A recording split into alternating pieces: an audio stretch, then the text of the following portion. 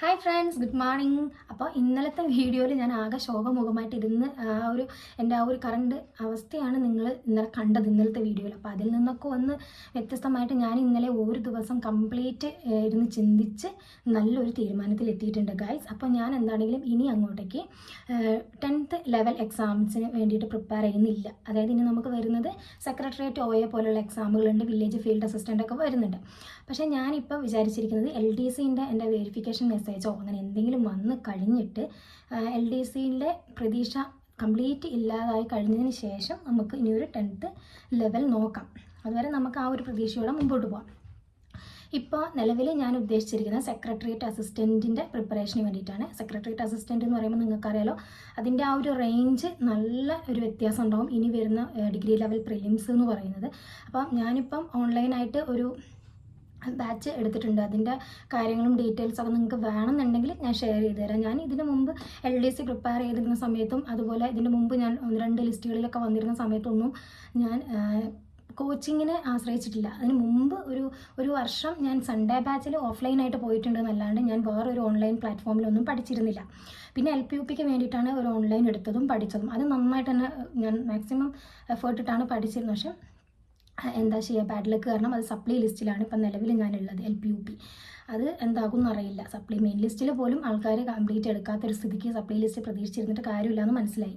അപ്പോൾ ഇനിയുള്ളത് എന്നെ സംബന്ധിച്ചിടത്തോളം ഡിഗ്രി പ്രിലിംസാണ്. ഡിഗ്രി പ്രിലിംസിന് നിങ്ങൾ പ്രിപ്പയർ ചെയ്യുന്നുണ്ടെങ്കിൽ ദയവ് ചെയ്ത് നിങ്ങളുടെ ശ്രദ്ധയിലേക്കാണ് ഞാൻ ഈ വീഡിയോ. ഞാൻ വലിയ PSCയിൽ വലിയ സംഭവമായി അങ്ങനെയൊന്നും നിങ്ങൾ വിചാരിക്കരുത്. അങ്ങനെയുള്ളൊരു ആ ഒരു ദുരുദ്ദേശത്തോടെ അല്ല ഞാൻ ഈ വീഡിയോ ചെയ്യുന്നത്. എന്നെപ്പോലെ സാധാരണ വീട്ടിലിരുന്ന് പഠിക്കാൻ അല്ലെങ്കിൽ വേറെ ഓഫ്ലൈൻ പോകാൻ കഴിയാതെ മക്കൾ വീട്ടിലെ കാര്യങ്ങളൊക്കെ ചെയ്ത് നിങ്ങളുടെ ഒരു സമയത്താണ് നിങ്ങൾ പഠിക്കാൻ തീരുമാനിച്ചിരിക്കുന്നത് എന്നുണ്ടെങ്കിൽ നിങ്ങൾക്ക് പറ്റിയൊരു സ്ട്രാറ്റജി എനിക്ക് പറഞ്ഞു തരാൻ പറ്റും. കാരണം എനിക്കത് വർക്കായിട്ടുള്ളൊരു സ്ട്രാറ്റജിയാണ്. അതായത് ഏതൊരു എക്സാം എടുത്താലും ഇപ്പോൾ ഡിഗ്രി ലെവൽ ആയിക്കോട്ടെ, +2 ആയിക്കോട്ടെ, അതല്ലെങ്കിൽ 10th ലെവൽ ആയിക്കോട്ടെ, നമുക്ക് വേണ്ടത് എന്ന് പറയുന്നത് കോർ സബ്ജക്റ്റിൽ നമുക്കൊരു ഡീപ്പ് നോളജ് ഉണ്ടായിരിക്കണം. ആ ഒരു കോർ സബ്ജക്റ്റിൽ നിന്ന് നമുക്ക് ഒരു മാർക്ക് പോലും മിസ്സാവാതെ നോക്കണം. ഏതാണ് കോർ സബ്ജക്റ്റ് എന്നറിയണ്ടേ? Maths, English, Malayalam. പിന്നെ ഡിഗ്രി ലെവലാണെങ്കിൽ അതിൻ്റെ സ്പെഷ്യൽ ടോപ്പിക്സൊക്കെ വേറെ വരും, അതവിടെ നിൽക്കട്ടെ. അപ്പം മാത്സ്, ഇംഗ്ലീഷ്, മലയാളം എന്നീ വിഷയങ്ങളിൽ നിങ്ങൾക്ക് മാക്സിമം മാർക്ക് സ്കോർ ചെയ്യാൻ കഴിഞ്ഞ് കഴിഞ്ഞാൽ നിങ്ങൾ ഉറപ്പായിട്ടും റാങ്ക് ലിസ്റ്റിൽ വരും. എൻ്റെ എക്സ്പീരിയൻസ് ആണ്. അപ്പം ഇതിലേതെങ്കിലും ഒരെണ്ണം നമ്മളെ കയ്യിലുണ്ടാവും. എന്നെ സംബന്ധിച്ച് എൻ്റെ ഡിഗ്രി ഇംഗ്ലീഷാണ്. അപ്പോൾ ഇംഗ്ലീഷ് അത്യാവശ്യം കുഴപ്പമില്ലാത്ത മാർക്ക് എനിക്ക് സ്കോർ ചെയ്യാൻ പറ്റും. അതായത് ഒരു 10 മാർക്കിൻ്റെ എക്സാം ആണെങ്കിൽ നമുക്കതിലൊരു 7-8 മാർക്ക് നമ്മൾ സ്കോർ ചെയ്യണം. അതാണ് നമ്മളുടെ ഒരു നല്ലൊരു റേഞ്ച് എന്ന് പറഞ്ഞു കഴിഞ്ഞാൽ. നിങ്ങൾക്കിപ്പോൾ നിലവിൽ 3 മാർക്കോ 4 മാർക്കോ ആണ് ഇതിൽ ഓരോ സബ്ജക്റ്റിനും കിട്ടുന്നതെന്നുണ്ടെങ്കിൽ നിങ്ങൾ അതിൽ വർക്ക് ചെയ്യണം നന്നായിട്ട്. അപ്പോൾ ഓരോ ദിവസവും നമ്മൾ ടൈം അലോട്ട് ചെയ്യുമ്പോൾ ഈ കോർ സബ്ജക്റ്റിനായിരിക്കണം ഇമ്പോർട്ടൻസ് കൊടുക്കുന്നത്. പിന്നെ നിങ്ങൾക്ക് എനിക്കും അതായത് എല്ലാവർക്കും അറിയുന്ന ഒരു കാര്യമാണ് പ്രീവിയസ് ക്വസ്റ്റ്യൻസ് വർക്കൗട്ട് ചെയ്യുന്നതിൻ്റെ ആ ഒരു ഗുണം. അത് പ്രീവിയസ് ക്വസ്റ്റ്യൻ പേപ്പർ നമ്മൾ എത്രത്തോളം വർക്ക് ചെയ്യുന്നോ, മോഡൽ ക്വസ്റ്റ്യൻസ് വർക്ക് ചെയ്യുന്നോ, ഇത് രണ്ടിനെ ആശ്രയിച്ചിരിക്കും നമ്മളുടെ ആ ഒരു മാർക്കിൻ്റെ വേരിയേഷൻ. നിങ്ങളിപ്പോൾ ഒരു 50-60 അല്ലെങ്കിൽ പോട്ടെ ഒരു 45 മാർക്കാണ് നിങ്ങൾക്ക് എഴുതിയിട്ട് കിട്ടുന്നുള്ളൂ എന്നുണ്ടെങ്കിൽ നിങ്ങൾക്ക് എവിടെയാണ് മിസ്റ്റേക്ക് വരുന്നത് വെച്ചാൽ, ഒന്നല്ലെങ്കിൽ ഞാൻ ഫസ്റ്റ് പറഞ്ഞ കോർ സബ്ജക്റ്റ് നിങ്ങൾ വീക്കായിരിക്കും. ഇംഗ്ലീഷ്, മാത്സ്, മലയാളം ഇതിൽ നിങ്ങൾ പക്കിയായി കഴിഞ്ഞാൽ നിങ്ങൾക്ക് ഉറപ്പായിട്ട് ഒരു 50-60 റേഞ്ചിൽ നിങ്ങൾക്ക് എത്താൻ പറ്റും. ഇനി അവിടുന്ന് നമ്മൾ 70ലേക്കൊക്കെ എത്തുക എന്ന് പറയുന്നത് അത്യാവശ്യം നല്ല ടഫായിട്ടുള്ള ഒരു കാര്യമാണ്. നമ്മൾ അതിന് വേണ്ടിയിട്ട് ചെയ്യേണ്ടത് ഹോട്ട് ഏരിയാസ് കണ്ടുപിടിക്കണം. ഓരോ എക്സാംസിനും അതായത് +2 level, degree level, 10th level ഇങ്ങനെ ഓരോ കാറ്റഗറൈസ് ചെയ്യുമ്പോൾ 10th ലെവലിന് ചോദിക്കുന്ന കുറച്ചൊരു എനിക്ക് തോന്നുന്നു ഒരു 75+ ഹോട്ട് ടോപ്പിക്സ് ഉണ്ടാവും. അതുപോലെ ഡിഗ്രി ലെവലിലും ഹോട്ട് ടോപ്പിക്സ് ഉണ്ട്. ഈ ഹോട്ട് ടോപ്പിക്സ് ആദ്യം കവർ ചെയ്ത് കഴിഞ്ഞാൽ തന്നെ നമ്മളുടെ മാർക്ക് നല്ല രീതിയിൽ ഇമ്പ്രൂവ് ആവും. നിങ്ങൾക്ക് ഞാൻ ഈ പറയുന്നത് നിങ്ങൾ എത്രത്തോളം വിശ്വസിക്കുന്ന അറിയില്ല. കാരണം ഞാൻ വലിയ മാസ്റ്റർ ആയിട്ടുള്ളവരെല്ലാം നിങ്ങൾ വലിയ അഡ്വർടൈസ്മെൻറ്റ് ഇല്ലാത്തൊരു ആളാണ്. അതുപോലെ തന്നെ നിങ്ങൾ ഈ സോഷ്യൽ മീഡിയയിൽ നമ്മളെല്ലാവരും കാണുന്ന വലിയ പ്രഗത്ഭരായ വ്യക്തികൾ പറയുന്ന ആ അവസ്ഥയിലല്ലല്ലോ ഞാൻ പറയുന്നത്. ഞാനൊരു സാധാരണക്കാരിയാണ്.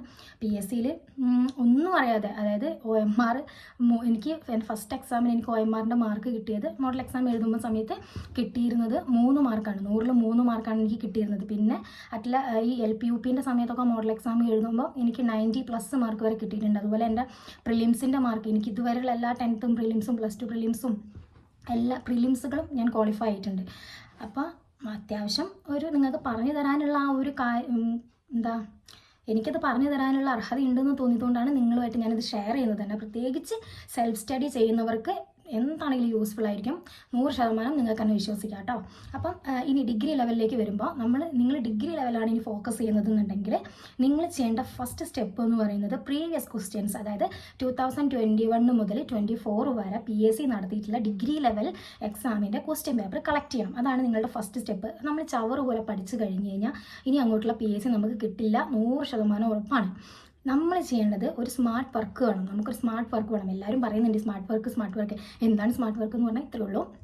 നമ്മൾ പ്രീവിയസ് ക്വസ്റ്റ്യൻസ് വർക്കൗട്ട് ചെയ്യുമ്പോൾ നമുക്ക് മനസ്സിലാകും ഏതെല്ലാം ഏരിയയിൽ നിന്നാണ് PSC റിപ്പീറ്റായിട്ട് ക്വസ്റ്റ്യൻസ് ചോദിച്ചു വരുന്നതെന്ന്.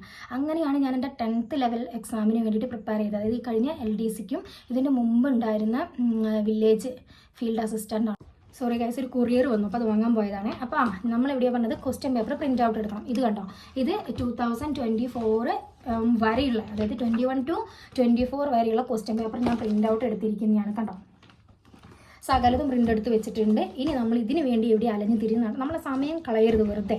അങ്ങനെ ഈ പ്രിൻ്റ് ഔട്ട് നമ്മൾ ഇനി എന്ത് ചെയ്യണം, ഓരോ എക്സാമും ഇപ്പം ലാസ്റ്റ് കഴിഞ്ഞ എക്സാം മുതൽ നമ്മൾ തുടങ്ങണം, ബാക്കോട്ട് പോകണം. അങ്ങനെ പോകുമ്പോൾ നമുക്ക് ഇതിൻ്റെ ഹോട്ട് ടോപ്പിക്സ് മനസ്സിലാക്കാൻ പറ്റും. അതായത് ഇപ്പോൾ കറണ്ട് എങ്ങനെയാണ് ക്വസ്റ്റ്യൻസ് വരുന്നത്, ഏതൊക്കെ ഭാഗങ്ങളിൽ നിന്നാണ് ഡീപ്പായിട്ട് ചോദിക്കുന്നത്, അത് എവിടെ നിന്നാണ് ക്വസ്റ്റ്യൻ വന്നത് എന്നുള്ള രീതികളിൽ നമ്മൾ അന്വേഷിച്ച് നമ്മൾ തന്നെ കണ്ടുപിടിക്കണം. അപ്പോൾ അങ്ങനെ വരുമ്പോൾ നമുക്കിതിന് മനസ്സിലാവുന്ന കാര്യമാണ് പൊളിറ്റി, അതുപോലെ തന്നെ ജോഗ്രഫി, ഇന്ത്യൻ ജോഗ്രഫി, അതൊക്കെ നല്ല റേഞ്ച് ക്വസ്റ്റ്യൻസ് വരുന്നുണ്ട്, എക്കണോമിക്സ് എന്നൊക്കെ. അപ്പോൾ അതൊക്കെ എവിടെ നിന്നാണ് വരുന്നത്, NCERT ബുക്കിൽ നിന്നാണ് വരുന്നത്. അപ്പോൾ NCERT ബുക്ക് നമ്മൾ കംപ്ലീറ്റ് പഠിക്കേണ്ട കാര്യമില്ല, നമ്മൾ ഓൾറെഡി ഫിക്സ് ചെയ്ത് വെച്ചിട്ടുണ്ട് എന്ത്, നമ്മൾ ഹോട്ട് ടോപ്പിക്സ്. ആ ഹോട്ട് ടോപ്പിക്സ് ഏരിയാസ് നന്നായിട്ട് കവർ ചെയ്യുക. അതിൻ്റെ കൂടെ നമ്മൾ കോർ സബ്ജക്റ്റ് ആയിട്ടുള്ള ഇംഗ്ലീഷ്, മലയാളം, മാത്സ്, ഇത് നിങ്ങൾ വിട്ടുകളയരുത്. ഈ മൂന്നിനും നമ്മൾ ഓരോ മണിക്കൂർ വീതം അലോട്ട് ചെയ്യുക. നമുക്ക് സമയം അധികം ഉണ്ടാവില്ല, വീട്ടമ്മമാരാണെങ്കിൽ പ്രത്യേകിച്ചും.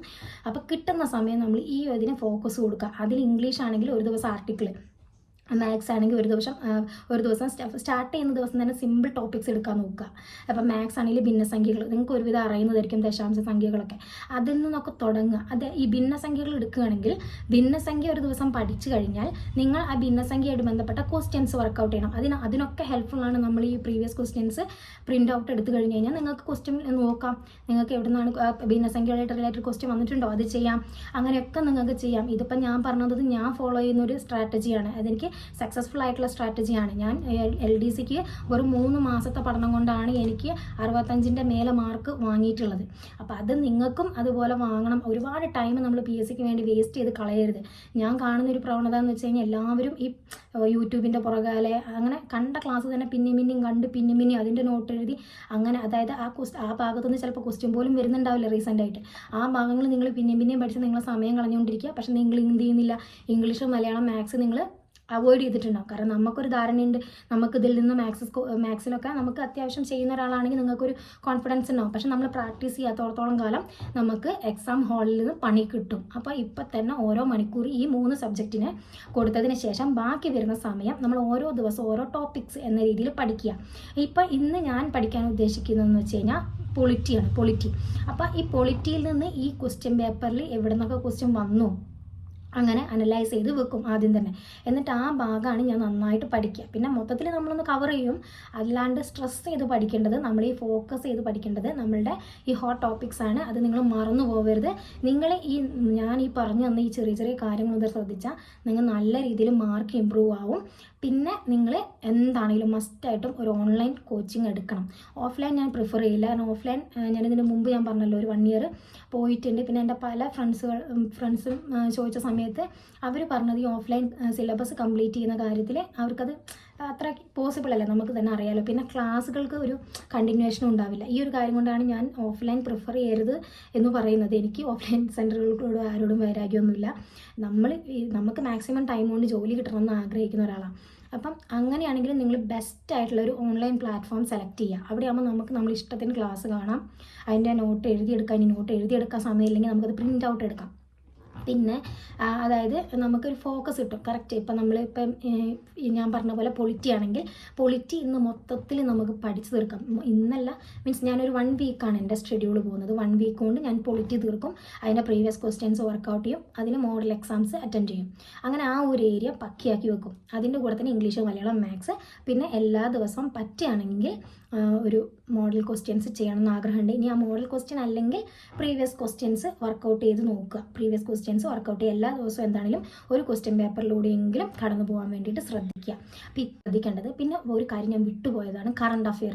കറണ്ട് അഫെയർ എങ്ങനെയാണ് പഠിക്കേണ്ടതെന്ന് വെച്ചാൽ ഇപ്പം നിങ്ങൾ നിലവിൽ കറണ്ട് അഫെയർ എഴുതിക്കൊണ്ടിരിക്കുന്ന ഒരാളാണെങ്കിൽ നിങ്ങൾ അത് തന്നെ റിവൈസ് ചെയ്യണം, മാക്സിമം റിവൈസ് ചെയ്യണം. അല്ലാത്തവർ, നിങ്ങൾ ഇതുവരെ കറണ്ട് അഫെയർ സ്റ്റാർട്ട് ചെയ്തിട്ടില്ലാത്തവർ, അതിനും ഒരുപാട് ടെലഗ്രാം ചാനലുകളുണ്ട്. ഇപ്പോൾ ടാലൻറ്റിൻ്റെ ഉണ്ട്, അതുപോലെ പത്രവാർത്തകൾ എന്ന് പറഞ്ഞ ചാനലുണ്ട്. ഞാനതാണ് കൂടുതൽ നോക്കാറുള്ളത് കേട്ടോ. അപ്പോൾ ആ ചാനലുകളിൽ നിന്നൊക്കെ കിട്ടുന്നത് ഓരോ ഡെയിലി വൈസിൽ, ഇപ്പം നിങ്ങൾ ഒന്നും ചെയ്യാത്ത ഒരാളാണെങ്കിൽ നിങ്ങൾ മന്ത് വൈസ് നോക്കുക ഫുൾ. അതായത് ഇപ്പം എക്സാമ്പിൾ പറയുകയാണെങ്കിൽ നവംബർ 1 മുതൽ 30 വരെയുള്ള കറണ്ട് അഫെയർ ഒരു ബുക്കിൽ എഴുതി പോവാം. അല്ലെങ്കിൽ നിങ്ങൾക്ക് എഴുതാൻ സമയമില്ലെങ്കിൽ നിങ്ങൾ ആ PDF പ്രിൻ്റ് എടുത്തിട്ട് ഒരു മാക്സിമം എല്ലാ ദിവസവും കറണ്ട് അഫെയർ പഠിക്കാൻ വേണ്ടി ശ്രമിക്കുക. കറണ്ട് അഫെയർ ആണ് നമ്മളുടെ ഒരു major portion. English, Malayalam, maths, current affair ഇത്രയും പക്കിയാക്കണം. അത് ഞാൻ നേരത്തെ പറയാൻ വിട്ടുപോയത് കൊണ്ടാണ് കേട്ടോ, ക്ഷമിക്കണേ.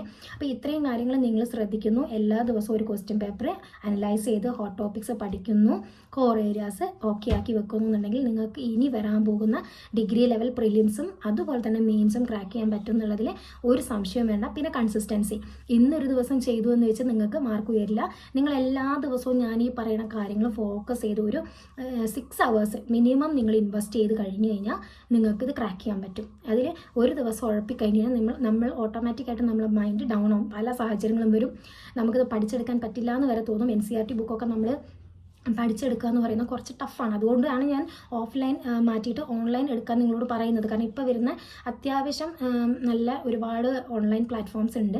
ഞാൻ ഒരെണ്ണം സെലക്ട് ചെയ്തിട്ടുണ്ട്. അതിൽ ഞാൻ ക്ലാസ് ഇതുവരെ സ്റ്റാർട്ട് ചെയ്തിട്ടില്ല. സ്റ്റാർട്ട് ചെയ്ത് കഴിഞ്ഞിട്ട് അതിൻ്റെ ക്ലാസ്സുകളും അതിനെപ്പറ്റിയുള്ള അഭിപ്രായങ്ങളൊക്കെ ഞാൻ ജെനുവിനായിട്ട് തന്നെ പറയുന്നതായിരിക്കും. അപ്പോൾ നിങ്ങളുടെ ചുറ്റുപാടുള്ളവരോടൊക്കെ ഒന്ന് അന്വേഷിച്ച് നല്ലൊരു ഏതെങ്കിലും ഒരു ഓൺലൈൻ പ്ലാറ്റ്ഫോം എടുക്കുക. കൂടെ നമ്മളൊരു എഫേർട്ടാണ് മെയിൻ. നമ്മളൊരു 80% നമ്മൾ വർക്ക് ചെയ്യണം, 20% നമുക്ക് പുറത്തുനിന്ന് കിട്ടുള്ളൂ.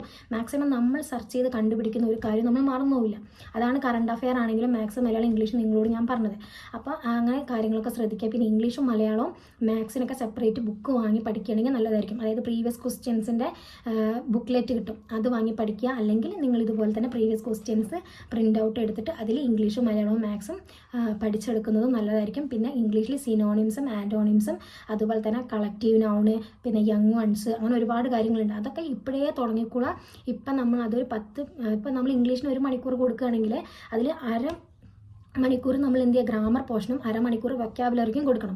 ഗ്രാമർ മാത്രം പഠിച്ചുകൊണ്ടിരുന്നിട്ട് കാര്യമില്ല, വൊക്കാബുലറി ഇമ്പോർട്ടൻ്റ് ആണ്. അപ്പോൾ വൊക്കാബുലറി ക്വസ്റ്റ്യൻസും തിരഞ്ഞെടുത്ത് പഠിക്കാൻ നോക്കുക. വൊക്കാബുലറി ക്വസ്റ്റ്യൻസ് ഞാൻ ഈ SSC പ്രീവിയസ് ക്വസ്റ്റ്യൻസ് ആണ് ഞാൻ വൊക്കാബുലറിക്ക് വേണ്ടി എടുക്കുന്നത്. അതെനിക്ക് യൂസ്ഫുള്ളാണ്. കഴിഞ്ഞ എക്സാമിനൊക്കെ എനിക്ക് ഇംഗ്ലീഷിനും മാത്സിനും മലയാളത്തിനും നല്ല മാർക്കാണ് സ്കോർ ചെയ്യാൻ പറ്റി.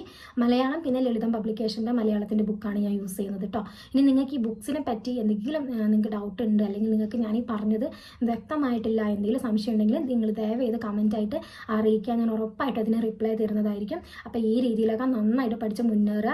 LDC കിട്ടാത്തവരും അതുപോലെ LDC എൻ്റെ അവസ്ഥയിൽ, അതായത് മാർക്ക് ഇനി കിട്ടുമോ കിട്ടില്ലേ എന്നുള്ള അവസ്ഥയിൽ നിൽക്കുന്നവർ, അങ്ങനെ എന്തൊക്കെയോ കാരണങ്ങൾ കൊണ്ട് എക്സാം നല്ല രീതിയിൽ എഴുതാൻ പറ്റാത്തവർ, ഇനി പുതിയതായിട്ട് PSCയിലേക്ക് വരുന്നവർ, എല്ലാവർക്കും ഒരുപോലെ യൂസ്ഫുള്ളാണ്. അതല്ലാതെ ഇത്ര വർഷം പഠിച്ച് എനിക്ക് ഇത് പറ്റുള്ളൂ അങ്ങനത്തെ ചിന്തകളൊന്നും വേണ്ട.